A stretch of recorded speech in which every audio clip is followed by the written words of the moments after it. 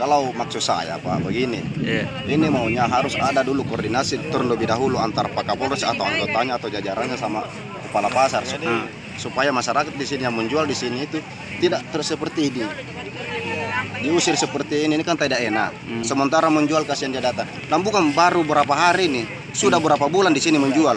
Karena tempatnya sementara dikerja di sebelah, itu makanya kita tempatkan darurat di sini. Oh jadi Bapak sesalkan ini dadakannya ini Pak? Karena kenapa dia tiba-tiba datang ke sini untuk mengusir, untuk mau memindahkan ke tempat jalan, sedangkan ada petugas di sini.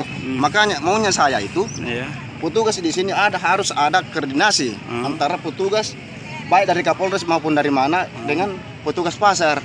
Lagi pula kan ada kepala pasar di sini. Dia itu yang mencari, makanya kepala pasar sendiri yang memerintahkan untuk ke sini untuk ditempatkan untuk supaya darurat. Jadi Bapak sesalkan inspeksi dadakan ini Pak? Ya, yang jelas begitu. Karena kenapa saya kasihan sama masyarakat yang menjual di sini. Ada berapa yang menjual di sini Pak? Kalau yang di sebelah sini itu ratusan. Ratusan Pak? Iya.